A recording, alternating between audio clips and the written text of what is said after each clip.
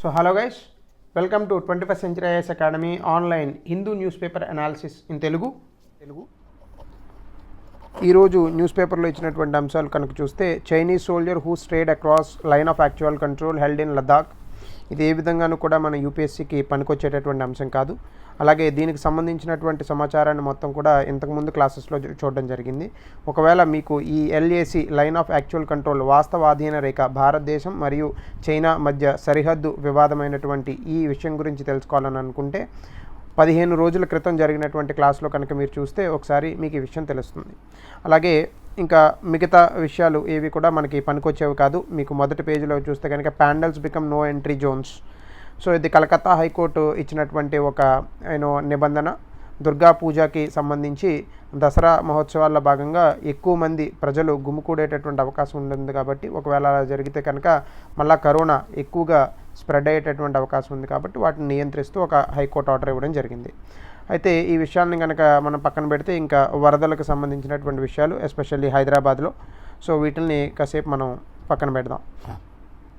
ఇప్పుడు ఆర్టికల్ పేజ్లోకి వెళ్తే కనుక, a tool for thought, pandemic forecast must be used to introduce changes and avoid worst case scenarios. ఇది ఒక రకంగా చెప్పాలంటే department of science and technology శాఖకు సంబంధించి ఒక గణిత ఒక విధానాన్ని తీసుకున్నారు. అంటే ఇప్పుడు మ్యాథమెటికల్ మోడల్ అంటే జనరల్గా మనకి ఏ రకమైనటువంటి అంశాన్ని తీసుకున్నా కూడా ఒక గణిత నమూనా ప్రకారం వాటిని విశ్లేషించడం అనేటటువంటిది ఎప్పటి నుంచో వస్తున్నటువంటి ఒక విధానం. అంటే మీరు ఆల్బర్ట్ ఐన్స్టీన్ ఇచ్చినటువంటి థియరీని కనుక తీసుకున్నా కూడా దాన్ని గణితంలోనే ఆయన ప్రచురించడం జరిగింది. సో ఏ విషయాన్నైనా కూడా మనం గణిత లెక్కల ఆధారంగానే తీసుకుంటాం. అయితే ఇక్కడ ఏం జరిగిందంటే, ఇప్పుడు ఈ కోవిడ్-19 కేసులు పెరుగుతున్న దృష్ట్యా ఈ మధ్యకాలంలో కనుక మీరు చూస్తే గత వారం 2 వారాల నుండి కూడా మన దేశంలో మొత్తం రికార్డ్ అవుతున్నటువంటి కోవిడ్ కొత్తగా వస్తున్నటువంటి సంఖ్య ఏదైతే ఉందో అది చాలా వరకు తగ్గింది. దాదాపుగా 93,000 97,000కి చేరుకున్నటువంటి సంఖ్య ఇప్పుడు 47,000 53,000 ఈ స్థాయికి పడిపోయింది. సో అంటే ఇక్కడ ఏం చెప్తున్నారంటే, ఈ కరోనా వ్యాప్తి అనేటటువంటిది ఏదైతే ఉందో ఇది కాస్త తగ్గుముఖం పట్టింది. అలాగే ఇప్పుడు మొత్తం ఉన్నటువంటి కేసుల సంఖ్య 7.5 లక్షలు. సో ఇవి 50,000కు గాను డిసెంబర్ వచ్చే నాటికి తగ్గిపోయేటటువంటి అవకాశం ఉంది. అంటే ఇప్పుడు కేసులు పెరిగినా కానీ అంతే మొత్తంలో ఆ కరోనా వచ్చినటువంటి వ్యక్తులకి తగ్గడం కూడా జరుగుతుంది. అయితే దాని తర్వాత మరొక అడుగు ముందుకేసి ఈ గణిత నమూనా ద్వారా ఈ department of science and technology ఏం చెప్తోందంటే, ఫిబ్రవరి 2021 నాటికి సాధారణంగా నమోదయ్యేటటువంటి కేసులు ఏవైతే ఉన్నాయో దాదాపుగా అవి 0కి చేరుకునేటటువంటి అవకాశం ఉంది అని చెప్తున్నారు. ఒకవేళ ఇటువంటి గణిత నమూనా కనుక నిజం అని అనుకుంటే, అంటే దీనికి ఇలా జరుగుతుంది వాళ్ళు ఖచ్చితంగా చెప్పట్లేదు, దీనికి కొన్ని కండిషన్స్ పరిమితులు కూడా చెప్పారు. ఏంటంటే కొన్ని కండిషన్స్ కూడా చెప్పడం జరిగింది. ఆ కండిషన్స్ ఏంటంటే, మ్యుటేషన్ అనేటటువంటిది జరగకూడదు. మ్యుటేషన్ అంటే జన్యు పరివర్తన అనేటువంటిది ఉంటుంది ఆ వైరస్కి. అది జరగకుండా కనుక ఒకవేళ వైరస్ ఇలాగే ఉంటే, అలాగే ఇప్పుడు మన ఒంట్లో ఉన్నటువంటి యాంటీబాడీలు ఏవైతే ఉన్నాయో అవి ఈ రకంగానే కాస్త రోగనిరోధక శక్తితో పనిచేస్తూ ఉంటాయి. ఎందుకంటే మీరు చూస్తే మిగతా దేశాలతో పోల్చుకుంటే భారతదేశంలో ఈ డెత్ రేట్ ఏదైతే ఉందో అది కాస్త తక్కువ ఉంది. మీరు చూస్తే కనుక అమెరికాలో దాదాపుగా మనకన్నా ఎక్కువ కేసులు వచ్చాయి. ఇప్పుడు ఆల్మోస్ట్ మనం కూడా సమానం అవుతున్నాం వాళ్ళతో పాటుగా. కానీ ఈ డెత్ రేట్, మరణించే వాళ్ళ సంఖ్య ఏదైతే ఉందో, కరోనా వచ్చి మరణించే వాళ్ళ సంఖ్య అమెరికాలో మనకన్నా 2 రెట్లు ఎక్కువగా ఉంది. అంటే మనకు దాదాపుగా 1,10,000 మంది మరణిస్తే వాళ్ళు 2 లక్షలు దాటిపోయారు. సో అంటే ఇది కూడా పెరగకూడదు. సో ఇలా పెరగకుండా ఇప్పుడు మనం పాటిస్తున్నటువంటి నియమ నిబంధనలు అన్నీ కూడా పాటిస్తాయి. ఎందుకంటే మార్చి 22, 2020 నాటి నుండి మనం దాదాపుగా ఒక 2-3 నెలల పాటు మొత్తం సంపూర్ణ లాక్డౌన్ అనేటటువంటి దాన్ని పెట్టాం. అయితే దాని కారణంగా మనకు వచ్చినటువంటి ఈ గెయిన్స్ అయితే ఏమి లేవు. దానివల్ల మనకు వచ్చినటువంటి అతిపెద్ద లాభాలు అయితే ఏమీ లేవు. ఆ తర్వాత మళ్ళీ కరోనా పుంజుకుంది. లాక్డౌన్ ఎత్తేసిన తర్వాత చాలా ఎక్కువ మంది వ్యక్తులకి అది స్ప్రెడ్ అయింది. అయితే ఇప్పుడు మనం తీసుకుంటున్నటువంటి ప్రస్తుత కరెంట్ కంటైన్మెంట్ మెజర్స్ అన్నాడు ఇక్కడ. అంటే ప్రస్తుతం మనం తీసుకున్నటువంటి ఈ నియంత్రణ చర్యలు అనేటటువంటి ఏవైతే ఉన్నాయో అవి కాస్త బాగానే పనిచేస్తున్నాయి.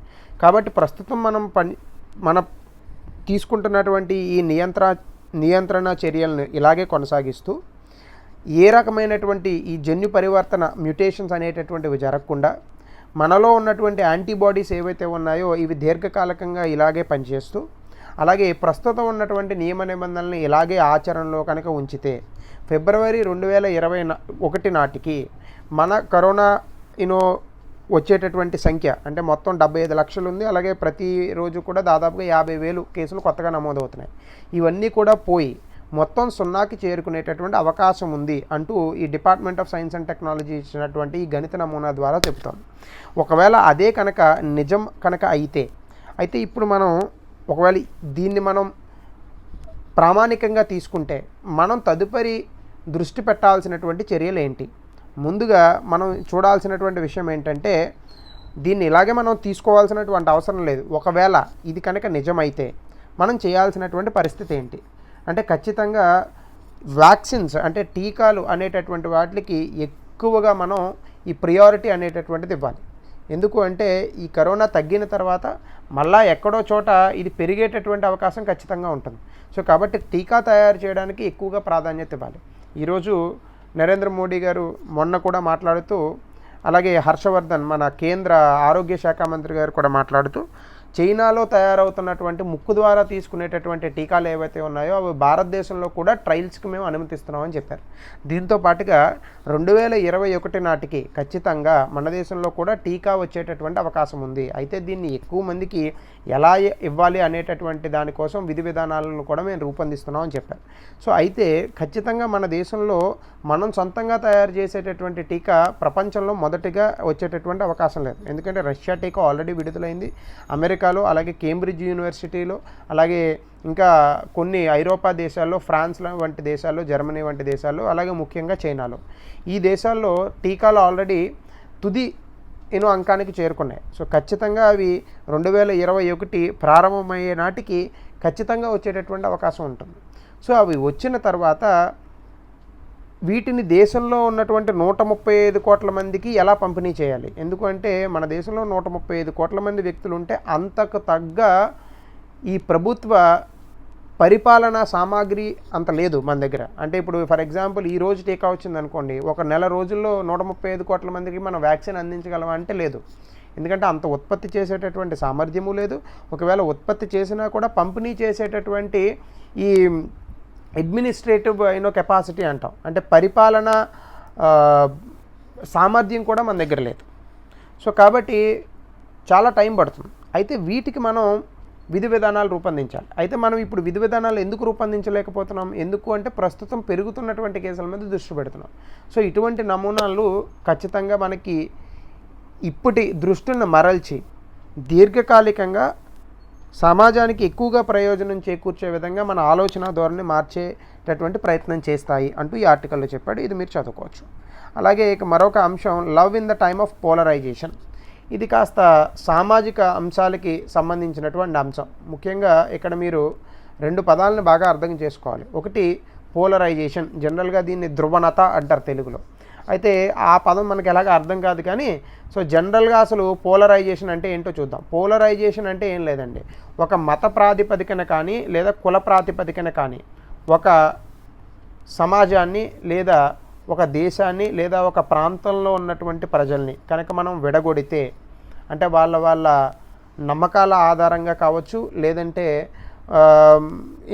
వాళ్ళ తాలూకా భావజాలం ఆధారంగా కావచ్చు, లేదంటే వాళ్ళ అభిప్రాయాల ఆధారంగా కావచ్చు, కులం ఆధారంగా కావచ్చు, మతం ఆధారంగా కావచ్చు, ఏ ఆధారంగానైనా కూడా ఒక సమాజంలో ఉన్నటువంటి వ్యక్తుల్ని కనుక మనం విడగొట్టేటటువంటి ప్రయత్నము చేస్తే దీన్నే పోలరైజేషన్ అని పిలుస్తాం. అయితే ఈ పోలరైజేషన్ అనేటటువంటిది మన దేశంలో ఎక్కువగా మత ప్రాతిపదికన జరుగుతూ ఉంటుంది. అయితే రాష్ట్రాలకు వచ్చేటప్పటికి మాత్రం అది కుల ప్రాతిపదికన జరుగుతూ ఉంటుంది. అంటే ఒక మనిషిని మరొక మనిషి నుంచి విడగొట్టడానికి మనం ఎక్కువగా వాడేటటువంటి సాధనం మన దేశంలో మతం. హిందూ ముస్లింలు ఎక్కువగా. ఫర్ ఎగ్జాంపుల్ ఉదాహరణకి మన దేశంలో చూస్తే కేవలం హిందూ ముస్లింలే లేరు. 80% మన దేశంలో హిందువులు ఉంటే దాదాపుగా 16% ముస్లింలు ఉన్నారు. వీళ్ళతో పాటుగా క్రైస్తవులు ఉన్నారు, బుద్ధులు ఉన్నారు, జైనులు ఉన్నారు, జీరోయాస్ట్రియన్స్ ఉన్నారు, జ్యూస్ ఉన్నారు, ఇంకా రకరకాల తెగలు ఉన్నాయి, ఇంకా చాలా రకాల సిక్కులు ఉన్నారు. సో ఇంకా చాలా రకాల మతాలు ఉన్నాయి. అయితే ఎక్కువగా మనం పోలరైజేషన్ చేసేది హిందూ అలాగే ముస్లిం ఈ విషయం ద్వారా. అయితే ఈ మధ్యకాలంలో టీవీలో తనిష్క్ జ్యువెలరీ అని బంగారం అమ్మేటటువంటి ఒక షాప్ ఇది.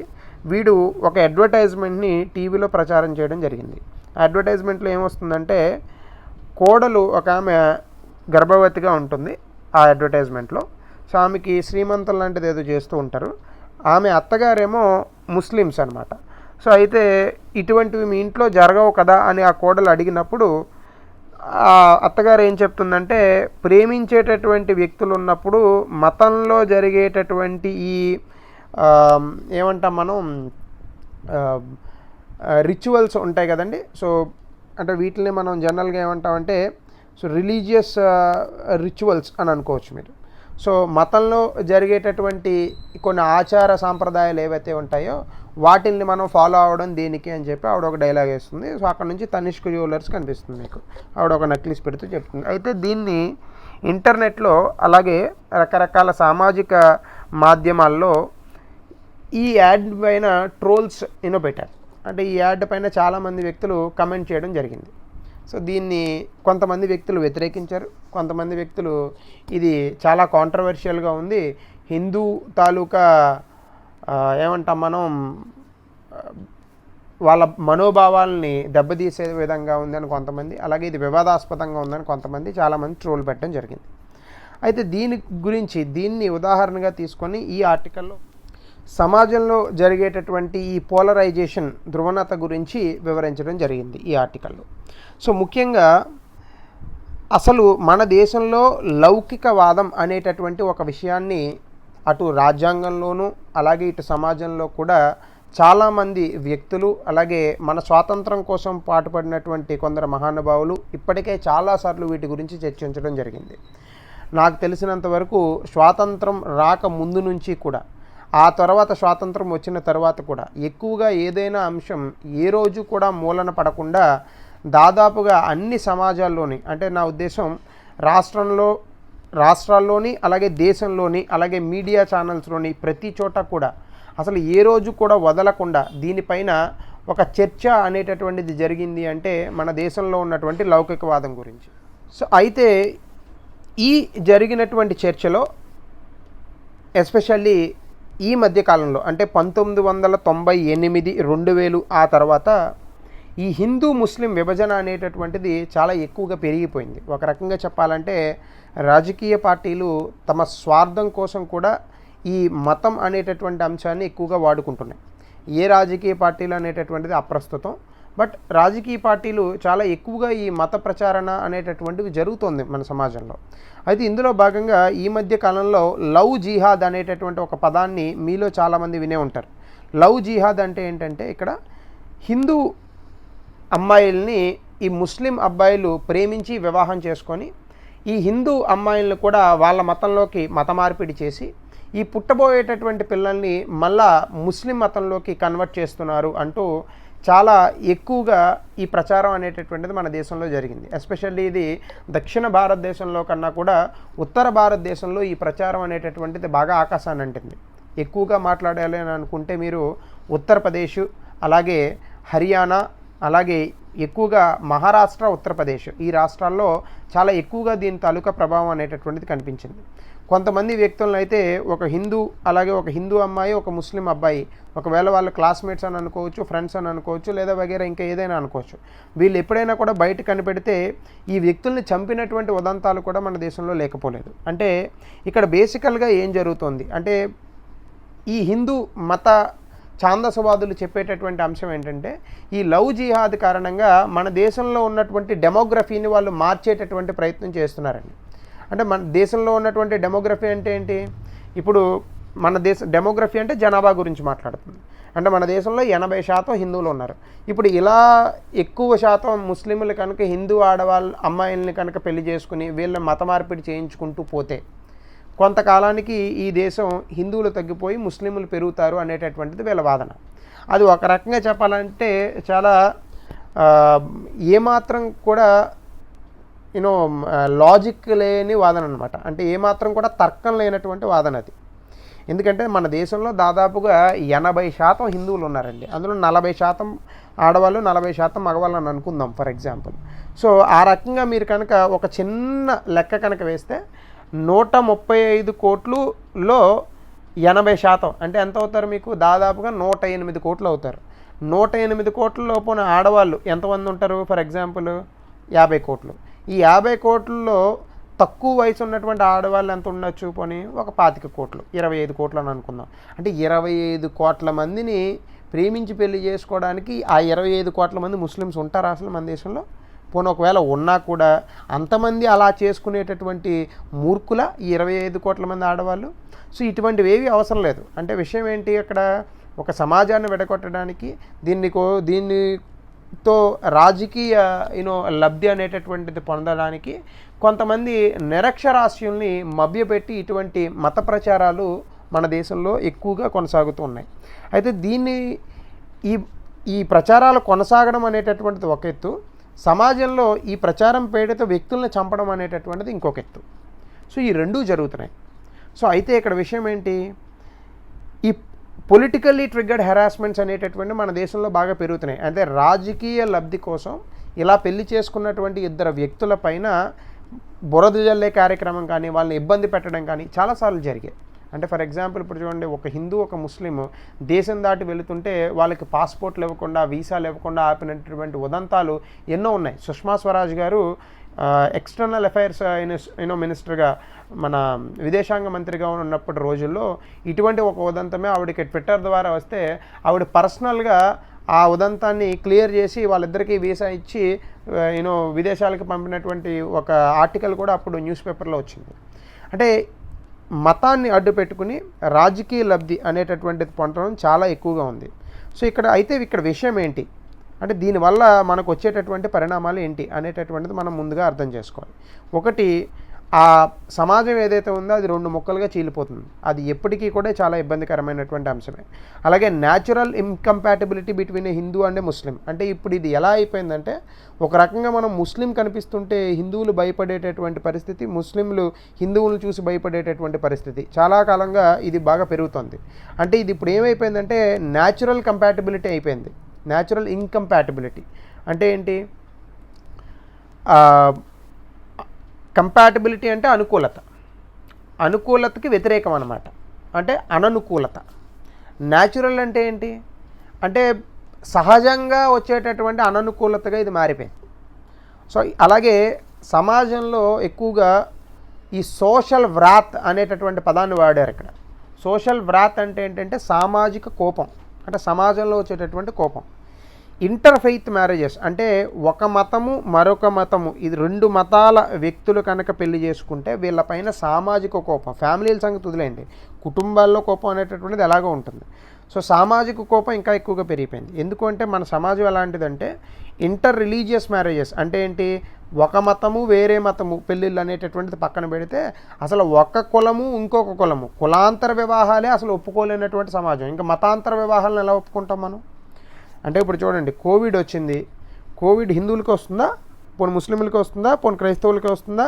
అంటే ఏంటి, ప్రకృతి దృష్టిలో మన అందరం సమానమే, ఇది ఎవ్వడికి అవసరంలా దేశంలో. ఇది ఎందుకు అంటే నిరక్షరాస్యత ఎక్కువ శాతం ఉండడము, అలాగే రాజకీయ విషయాల పట్ల అవగాహన లోపం ఉండడం కూడా ఒక కారణం. ఇప్పుడు మీరు ఇదే సమాజం కనుక మీరు అమెరికాలో చూస్తే అసలు అనవసరం, అక్కడ ఎవరిని పెళ్లి చేసుకుంటున్నాడు, ఎవరెవరితో ఉంటున్నారు, అసలు వాళ్ళకి అనవసరం అది. ఇప్పుడు ట్రంప్ భార్య, ఇప్పుడు ఎవరైతే ఉన్నారో first lady of United States of America, ట్రంప్కి 3వ భార్య ఆవిడ. సో వాళ్ళు ఆలోచిస్తారు ఏంటంటే, సో 3వ భార్య అంతవరకే, అంతే తప్ప వాటిపైన కమెంట్లు వదలరు. కానీ మనం అట్లా కాదు, మనం వీటిని తీసుకొని ఒక వ్యక్తి తాలూకా క్యారెక్టర్ అనేటటువంటి దాన్ని చెప్తూ ఉంటాం. అయితే ఇక్కడ మనం గుర్తుపెట్టుకోవాల్సినటువంటి అంశం ఏంటంటే, మన దేశంలో కులాంతర వివాహాలే ఒప్పుకోము, సో మతాంతర వివాహాలు అసలు ఒప్పుకోం. అలాగే ఈ అడ్వర్టైజ్మెంట్లో కేవలం మతాంతర వివాహాల గురించే మాట్లాడాల, లవ్ మ్యారేజ్ గురించి కూడా మాట్లాడింది, ప్రేమ వివాహాల గురించి. ప్రేమ వివాహాలు అసలు ఒప్పుకోవట్లేదు సమాజంలో ఇప్పుడు. ఎందుకంటే ప్రేమ వివాహాలు అనేటటువంటిది ఏంటి, ఒక వ్యక్తి తాలూకా అది ఇట్స్ అన్ ఇండివిజువల్ చాయిస్. అంటే అది ఒక వ్యక్తి తాలూకా ఎంపిక అంతే, సింపుల్గా చెప్పాలంటే. అయితే ఇవి కూడా ఏవో అర్బన్ ఏరియాస్లో, సిటీస్లో అలాంటి వాటిల్లో కాస్త ఆమోదయోగ్యంగా ఉన్నప్పటికీ కూడా ఇంకా గ్రామీణ ప్రాంతాల్లోని, అలాగే మతం, కులం ఎక్కువగా ప్రాతిపదికగా ఉండేటటువంటి సమాజాల్లో ఇంకా చాలా ఎక్కువగా ఉన్నాయి. అయితే మన ధర్మశాస్త్రాల ప్రకారం, అలాగే మనకున్నటువంటి వేదాల ప్రకారం ఈ లవ్ మ్యారేజెస్ అనేటటువంటి, ప్రేమ వివాహాలు అనేటటువంటివి అలౌడ్. అసలు చెప్పాలి అంటే క్షత్రియ వర్ణంలో, ఎందుకంటే క్షత్రియుల కులం అని అనకూడదు, అది వర్ణం. అది క్షత్రియ వర్ణంలో మనకి గాంధర్వ వివాహాలని ఉంటాయి. ఈ గాంధర్వ వివాహాలని మన ధర్మశాస్త్రాల ప్రకారం ఒప్పుకున్నాం. మీకు చూస్తే కనుక శకుంతల కథ, దుష్యంతుడు శకుంతల, అలాగే ఇంకా రకరకాలైనటువంటివి. ఫర్ ఎగ్జాంపుల్ మన మహాభారతంలోనే కనుక చూస్తే దుర్యోధనుడు వివాహం కూడా ఒక రకంగా గాంధర్వ వివాహమే. సో ఇటువంటి గాంధర్వ వివాహాలు మనకున్నటువంటి సోషల్ మిథికల్ స్టోరీస్లో లేదా మనకున్నటువంటి మైథలాజికల్ స్టోరీస్లో ఖచ్చితంగా ఉన్నాయి. సో అయితే వాటిని మన సమాజంలో ఒప్పుకునేటటువంటి పరిస్థితుల్లో లేవు. సో కాబట్టి వీటి వల్ల మనకు వచ్చేటటువంటి పరిణామాలు ఏంటి అంటే, ఇప్పుడు ఇది నేను సమాజం గురించి మాట్లాడాను, దీన్ని మనం పాలిటిక్కి లింక్ చేయాలి ఇప్పుడు. సో ఒకవేళ మనం దీన్ని పాలిటిక్కి లింక్ చేస్తే మనకు ఇందులో వచ్చేటటువంటి ఇబ్బందులు ఏంటి, ఇవి వస్తాయి. ఒకటి, కమ్యూనల్ హార్మోనీ అనేటటువంటిది దెబ్బతింటుంది. అంటే మన దేశం వంటి చాలా వైవిధ్యం ఉన్నటువంటి సమాజంలో కమ్యూనల్ హార్మోనీ అంటే మత సామరస్యం కనుక దెబ్బతింటే దానివల్ల చాలా ఇబ్బందులు వస్తాయి. అలాగే ఇండివిజువల్ ఫ్రీడమ్ అంటే వ్యక్తి స్వేచ్ఛ, అలాగే జెండర్ ఈక్వాలిటీ అంటే ఏంటి, లింగ వివక్ష అనేటటువంటిది ఉండకూడదు, అంటే లింగ సమానత్వం. అలాగే ఫ్రీడమ్ ఆఫ్ స్పీచ్ అంటే ఒక వ్యక్తికి ఉండాల్సినటువంటి బేసిక్ రైట్ ఇది, article 19 of the Indian constitution, భావ వ్యక్తీకరణ స్వేచ్ఛ, ఫ్రీడమ్ ఆఫ్ స్పీచ్ అంటే. అలాగే దాంతోపాటు ఈక్వాలిటీ, సమానత్వం, ఇవన్నీ కూడా ఖచ్చితంగా ఉండాలి. ఇవి ఎప్పుడైతే లేవో ఆ సమాజం సామాజికంగా దెబ్బతింటుందో, ఆర్థికంగా కూడా దెబ్బతింటుంది. So capital markets have many drawbacks but they allow buying and selling in respect of the persons religion. అంటే అమెరికా లాంటి క్యాపిటలిస్ట్ సమాజంలో కూడా చాలా ఇబ్బందులు ఉన్నాయి. అంటే ఫర్ ఎగ్జాంపుల్ అక్కడ ఎక్కువగా రేసిజం అనేటటువంటిది ఉంటుంది. సో రేసిజం అంటే ఏంటి, మన దేశంలో ఈ కులం పిచ్చ ఎలా ఉందో అక్కడ ఏంటంటే వర్ణం పిచ్చ అనమాట. మనిషి తాలూకా రంగును బట్టి వాళ్ళు వివక్ష చూపిస్తుంటారు. రేసిజం అంటే జాత్యహంకారం అంటాం. తెల్లగా ఉన్న వాళ్ళు ఎక్కువ జాతి, నల్లగా ఉన్న వాళ్ళు తక్కువ జాతి అనేటటువంటి ఒక అభిప్రాయం అలా. అయినప్పటికీ కూడా ఆ సమాజాల్లో ఒక వ్యక్తి తాలూకా మతాన్ని బట్టి, ఒక వ్యక్తి తాలూకా భావజాలాన్ని బట్టి, ఒక వ్యక్తి తాలూకా రంగును బట్టి, లేదా ఒక వ్యక్తి తాలూకా మిగతా విషయాలను బట్టి కూడా మనం ఎప్పుడూ వాళ్ళ ఆర్థిక వ్యవస్థ అనేటటువంటిది నిర్మితమై ఉండదు. అంటే ఒక వ్యక్తి నల్లవాడైనా కూడా వాడు ఒక పిజ్జా చేస్తున్నాడు అనుకోండి, తింటారు వాళ్ళు, అంటరాంతనం ఏం చూపించరు. కానీ మన దేశంలో ఇటువంటివి లేవు. మన దేశంలో స్వేచ్ఛా సమానత్వం అనేటటువంటిది సమాజంలో లేకపోతే ఆర్థిక వ్యవస్థలో కూడా ఉండవు. అంటే ఒకప్పుడు మీరు కనుక చూస్తే అంటరానితనం ఎక్కువగా ప్రబలుతున్నటువంటి రోజుల్లో 5వ కులం అనేటటువంటి ఒక కులాన్ని సృష్టించాం మనం. అంటరాని తనం ఉన్న వ్యక్తులు, వీళ్ళు వండినటువంటి ఫుడ్ని అసలు ఎవరు తినేవాళ్ళు కాదు. ఇప్పటికీ కూడా మీరు చూస్తే కొన్ని వర్గాల ప్రజలు ఊరికి అవతలే బతుకుతూ ఉంటారు. సో కాబట్టి అంటే అసలు ఇది దేనివల్ల వస్తుంది అంటే, ఇండియాలో ఉన్న ప్రజలందరూ ఇంతేనా, అది కూడా తప్పే. అంటే ఇండియాలో ఉన్న ప్రజలందరూ కూడా సామాజిక మార్పుకు వ్యతిరేకం కాదు. అయితే ఎవరైతే ఈ మత ఛాందసవాదులు లేదంటే ఈ మత కుల వర్గీకరణల పైన అవగాహన లేనటువంటి వ్యక్తులు సమాజంలో ఉంటారో, ఎక్కువగా మూఢనమ్మకాలు పెట్టుకున్నట్టు వ్యక్తులు, వాళ్ళ వల్ల ఇబ్బందులు అనేటటువంటివి వస్తున్నాయి. సో అవగాహన రాహిత్యం వల్లనే వస్తున్నాయి. కాబట్టి అవగాహన అనేటటువంటిది కల్పించాలి. సో సమాజంలో ఉన్నటువంటి ఈ కావాల్సినటువంటి విలువలను కూడా మనం ముందుకు తీసుకెళ్లాలని చెప్పేటటువంటి ఒక ఆర్టికల్ ఇది. ఈ ఆర్టికల్ రాసినటువంటి వ్యక్తి పేరు రాజీవ్ భార్గవ. ఈయన honorary centre for study of development societies, ఢిల్లీలో ప్రొఫెసర్ ఈయన. అలాగే ఆంధ్రప్రదేశ్లో జరుగుతున్నటువంటి ఇబ్బందులు. ఇప్పుడు వైఎస్ జగన్మోహన్ రెడ్డి గారు ముఖ్యమంత్రి అయిన తర్వాత నేను ఆల్రెడీ ఆర్టికల్ 4 రోజుల క్రితం మాట్లాడాను. దీనికి సంబంధించినటువంటి పూర్తి వివరాలు కావాలని అనుకుంటే కనుక 4 రోజుల ముందు క్లాస్ ఒకసారి మీరు చూసే ప్రయత్నం చేయండి. నేను ఒకసారి మళ్ళీ క్లుప్తంగా చెప్పేస్తాను. ఆంధ్రప్రదేశ్ ప్రభుత్వం ఏర్పడిన తర్వాత ఆంధ్రప్రదేశ్ ప్రభుత్వం చేస్తున్నటువంటి కొన్ని పనులకు వ్యతిరేకంగా కోర్టుల్లో కేసు వేయడం జరిగింది. Nimmagadda Ramesh election commissioner of Andhra Pradesh state, ఈయన విషయంలో కానీ అంటే కరోనా ఉన్న నేపథ్యంలో ఆయన ఎన్నికలు జరపడానికి ఇష్టపడలా. అయితే ఇది మా మీద వ్యతిరేకంగానే చేశారంటూ ఈయన్ని పక్కకు తప్పించింది ఆంధ్రప్రదేశ్ ప్రభుత్వం. అది చల్లదంటూ హైకోర్టు దానిపైన తీర్పిచ్చింది. అలాగే దీని తర్వాత ఏవైతే కొన్ని ఆఫీసులు పెట్టారో, అంటే ఇప్పుడు ఫర్ ఎగ్జాంపుల్ గ్రామ సచివాలయాలు అంటూ ఏర్పాటు చేశారు. గ్రామ సచివాలయాలకి వాళ్ళ పార్టీ రంగు వేసుకున్నారు వైఎస్ఆర్సీపీ వాళ్ళు. సో దీన్ని వ్యతిరేకిస్తూ కొంతమంది కోర్టులో కేసు వేశారు. దాన్ని కూడా కోర్టు వైఎస్ఆర్సీపీ ప్రభుత్వానికి వ్యతిరేకంగా చెప్పి ఈ గ్రామ సచివాలయాలు ప్రభుత్వం తాలూకా ఆస్తులు, పార్టీకి ఏ విధమైనటువంటి సంబంధం లేనటువంటివి, సో కాబట్టి వీటికి పార్టీ రంగు వేయకూడదు అనే అంశాన్ని కూడా తీర్పుగా ఇచ్చింది. ఆ తర్వాత ఇంకా రకరకాల అంశాలు జరిగాయి. ఇంగ్లీష్ మీడియం ప్రవేశపెట్టడం కానీ విద్యా వ్యవస్థలో, అంటే తెలుగు మీడియంకు చోటు లేకుండా, ఇలా రకరకాల కొన్ని నిర్ణయాలను సమర్థించకుండా కోర్టు వాళ్ళకి వ్యతిరేకంగా తీర్పులు ఇచ్చింది.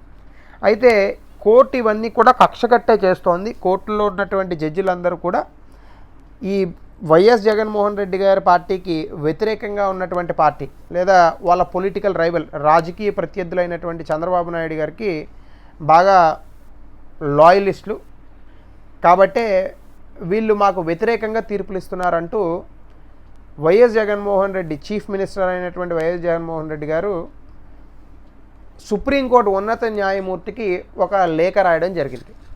అయితే ఈ లేఖ ఎప్పుడైతే బహిరంగంగా బయటకు వచ్చిందో న్యాయమూర్తులు అలాగే బార్ కౌన్సిల్లో ఉన్నటువంటి లాయర్లు ఈ ప్రభుత్వానికి ఎదురు తిరిగారు ఇప్పుడు.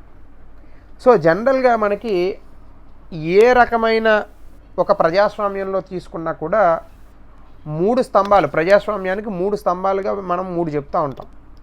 ఒకటి లెజిస్లేచర్, 2 ఎగ్జిక్యూటివ్, 3 జ్యుడిషియరీ అంటే న్యాయ వ్యవస్థ. లెజిస్లేచర్ అంటే శాసనసభల, రైట్, అంటే చట్టసభలు అంటాం. ఎగ్జిక్యూటివ్ అంటే అందులో ఉన్నటువంటి ప్రజాప్రతినిధులు లేదా ప్రభుత్వంలో పనిచేసేటటువంటి వ్యక్తులు. సో ఒక రకంగా మన దేశంలో ఎగ్జిక్యూటివ్, లెజిస్లేచర్ 2 ఒకటే. అయితే న్యాయ వ్యవస్థ మాత్రం ఒక స్వయం ప్రతిపత్తి కలిగినటువంటి పూర్తిగా ప్రభుత్వానికి సంబంధం లేనటువంటి ఒక వ్యవస్థ.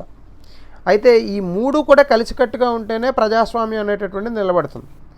ఇది ప్రభుత్వానికి న్యాయ వ్యవస్థకి గొడవ రావడం ఆంధ్రప్రదేశ్ మొదటిదేం కాదు. ఇందిరాగాంధీ గారు బతుకున్నటువంటి కాలంలోనే ఇందిరాగాంధీ గారి పైన వ్యతిరేకతతో కొంతమంది కోర్టులో కేసు వేస్తే ఆ రోజు ఇందిరాగాంధీ గారి సభ్యత్వాన్ని క్యాన్సిల్ చేస్తూ అలహాబాద్ హైకోర్టు తీర్పిచ్చింది. అలాగే ఇందిరాగాంధీ గారు అప్పటి వరకు నడుస్తున్నటువంటి ఒక సాంప్రదాయాన్ని కాలదని అప్పటి వరకు సీనియర్గా ఉన్నటువంటి జడ్జిలను ఉన్నత న్యాయమూర్తిగా ఆవిడ అపాయింట్ చేయకుండా వేరే వ్యక్తుల్ని 4 సీనియర్ జడ్జిలను బైపాస్ చేసి 5వ వ్యక్తిని ఎప్పుడైతే ఉన్నత న్యాయమూర్తిగా ఆవిడ అపాయింట్ చేసిందో దాన్ని వ్యతిరేకిస్తూ బేసిక్ స్ట్రక్చర్ అనేటటువంటి ఒక దాన్ని పట్టుకొచ్చాం. కేశవానంద భారతి కేసు 1973 ఆ ప్రాంతంలో. సో ఇలా ఒక ప్రభుత్వానికి వ్యతిరేకంగా లేదా కొన్ని రాజకీయ పార్టీలకు వ్యతిరేకంగా ఈ కోర్టులు అనేక సందర్భాల్లో తీర్పులు ఇచ్చాయి. అలాగే కోర్టులకి, రాజకీయ పార్టీలకి, ప్రభుత్వాలకి వీటి మధ్య గొడవ కూడా చాలాసార్లు జరిగింది. అయితే ఈ జరిగిన ప్రతిసారి ఎవరు గెలిచారు అనేటటువంటి దానికన్నా ఎవరు ఓడారు అనే విషయాన్ని కనుక మనం చూస్తే ప్రజలు ఓడిపోతారు. ఎందుకు అంటే ఇప్పుడు చూడండి, ఏదైనా ఒక న్యాయ వ్యవస్థ లేదా న్యాయస్థానం ఒక తీర్పు ఇచ్చిందనుకోండి, ఆ తీర్పును అమలు చేయాల్సినటువంటి బాధ్యత ఎవరిది? ప్రభుత్వానిది. ఒకవేళ ప్రభుత్వం చేయకపోతే న్యాయ వ్యవస్థకు అర్థం లేదు. ఒకవేళ ప్రభుత్వం ఏదైనా కొన్ని ఇబ్బందుల్లో చిక్కుకున్నప్పుడు, అంటే ఫర్ ఎగ్జాంపుల్ ఇప్పుడు ఒక ప్రభుత్వానికి ఒక ప్రైవేట్ కంపెనీకి ఒక ఇబ్బంది వచ్చింది. సో దీన్ని కోర్టులో కేసు వేశారు. సో దీనిపైన తీర్పును ఎవరు ఇవ్వాలి? న్యాయస్థానం ఇవ్వాలి. న్యాయస్థానం ఇవ్వనంటే అప్పుడు మళ్ళీ ఇబ్బంది పడేది ప్రభుత్వం. సో కాబట్టి ఇక్కడ ప్రభుత్వము, న్యాయస్థానము లేదా న్యాయ వ్యవస్థ ఇద్దరూ ఒక బండికి కట్టినటువంటి 2 చక్రాలు లాంటి వాళ్ళు. ఒకటి సరిగ్గా పనిచేయకపోయినా బండి అనేటటువంటిది ముందుకెళ్ళదు. ఇప్పుడు అటువంటి ఒక ఇబ్బందికరమైనటువంటి వాతావరణమే ఆంధ్రప్రదేశ్లో కనిపిస్తోంది. ఇప్పుడు ఆంధ్రప్రదేశ్ ప్రభుత్వానికి ఆంధ్రప్రదేశ్ న్యాయస్థానానికి ఈ మధ్య జరుగుతున్నటువంటి ఈ గొడవ సో ఖచ్చితంగా ఇప్పుడు ఆల్రెడీ స్టేట్ విడిపోయిన తర్వాత అంటే రాష్ట్ర విభజన జరిగిన తర్వాత ఆంధ్రప్రదేశ్ చాలా ఇబ్బందుల్లో ఉంది. ఈ ఇబ్బందికరమైనటువంటి పరిస్థితుల్లో ఉన్న ఆంధ్రప్రదేశ్లో ఇటువంటి గొడవలు అవసరమా అనేటటువంటిది పెద్ద ప్రశ్న. అంటే వివాదాస్పదమైనటువంటి అంశాలను కోర్టు వరకు తీసుకెళ్తే న్యాయస్థానాలు తీర్పులు ఇవ్వడం అనేటటువంటిది సహజం. ఆ తీర్పులు మీకు నచ్చకపోతే సైలెంట్గా ఉండాలి, లేదు అని అనుకుంటే అసలు కోర్టుకు వెళ్ళకూడదు. ఎందుకంటే ఖచ్చితంగా గ్రామ సచివాలయాలకు కనుక రంగులు వేసినప్పుడు సో కోర్టులు ఖచ్చితంగా వ్యతిరేకిస్తాయి. అది ఏ పార్టీ అనేటటువంటిది అప్రస్తుతం. అది వైఎస్ఆర్సీపీ చేసినా తప్పే, చంద్రబాబు నాయుడు గారి పార్టీ చేసినా తప్పే. సో ఖచ్చితంగా వీళ్ళు అధికారంలో ఉన్నప్పుడు వాళ్ళు కేసులు వేయడం, వాళ్ళ అధికారంలో ఉన్నప్పుడు వీళ్ళు కేసులు వేయడం అనేటటువంటి సహజం. సో ఇది జరిగినప్పుడు కోర్టుల్లో ఉన్నటువంటి న్యాయమూర్తులను తిట్టడం, సోషల్ మీడియాలో సామాజిక మాధ్యమాల్లో ఇష్టం వచ్చినట్టుగా వాళ్ళపైన కొన్ని చెప్పరానటువంటి మాటలు రాయడం, సో లేదు అంటే అసభ్యకరమైనటువంటి పోస్టులు పెట్టడం, ఇవి ఏది విధంగానూ మంచిది కాదు అనే విషయాన్ని కోర్టులు కూడా చెప్పే. సో ఈ కోర్టులు పోలీసులను ఆ వ్యక్తులను అరెస్ట్ చేయమని చెప్తే అసలు పోలీసులు పట్టించుకోలేదని కూడా కోర్టులు వాపుతున్నాయి. సో కాబట్టి ఈ అంశం అనేటటువంటిది ఎక్కడి వరకు వెళ్తుందో, సో ఇది మరొక ఉదాహరణగా మిగులుతుందా, లేదంటే ఇది మళ్ళీ సామరస్యంగా వచ్చి ఈ వివాదాస్పదమైనటువంటి అంశం మళ్ళీ కాస్త శాంతపడుతుందా అనే విషయాన్ని మనం వేచి చూడాలి. సో కాబట్టి ఏ విధంగానూ మనకు పనికిరానటువంటి అంశం, బట్ ఒకవేళ సమాజం గురించి తెలుసుకోవాలని అనుకుంటే మీకు పనికొస్తుంది. సో ఇది బీహార్లో జరుగుతున్నటువంటి ఎన్నికల నగారా మనకు అవసరం లేనటువంటి అంశం. ఇది హెచ్ఐవికి సంబంధించినటువంటి అంశం. ఇందులో నేను పెద్దగా ఏ విశ్లేషణ అయితే ఏం చూడలేదు. సో కాబట్టి మీరు ఒకసారి చూడండి, సో ఖచ్చితంగా మీకు అర్థమవుతుంది. సో ఇంకా మనకు చూడాల్సినటువంటి అంశం ఏంటంటే adapt to changing nature of jobs. So మన దేశంలో నైపుణ్యం కావాలి అంటూ ఈ మధ్య ఇది యూనివర్సిటీ ఆఫ్ మైసూర్లో జరిగినటువంటి ఒక సభ. ఇందులో నరేంద్ర మోడీ గారు, ప్రధానమంత్రి గారు వీడియో కాన్ఫరెన్స్ ద్వారా మనకు వచ్చినటువంటి న్యూ ఎడ్యుకేషన్ పాలసీ గురించి మాట్లాడుతూ దేశంలో ఉన్నటువంటి అందరు విద్యార్థులకి కూడా నైపుణ్యం అనేటటువంటిది అందాలి, అది అందితే తప్ప మన దేశంలో ఎక్కువగా మార్పులు అనేటటువంటివి రావు అనే అంశాన్ని ఒకసారి మళ్ళీ చెప్పడం జరిగింది. సో ఇది ఒకసారి మీరు చదవచ్చు. ప్రధానమంత్రి కౌశల్ వికాస్ యోజన గురించి చెప్తున్నారు ఇందులో. సో అలాగే ఇంకా మిగిలినవన్నీ కూడా కాస్త రాజకీయపరమైనటువంటి అంశాలు. సో కాబట్టి మనకు అవసరం లేదు. సో ఇంకా మిగిలిన అంశాలు న్యూస్ పేపర్లో వచ్చినటువంటి అంశాలు దే ఆర్ నథింగ్ గ్రేట్ ఈ పేజ్లో కూడా. అలాగే ఈ WHO ఇచ్చినటువంటి ఆర్టికల్ కరోనా గురించి, దీని ఒకసారి కూడా మళ్ళీ చదివే ప్రయత్నం చేయండి. And that's it for today. World page మీ ఓపిక. So thank you. This is the end of today's class.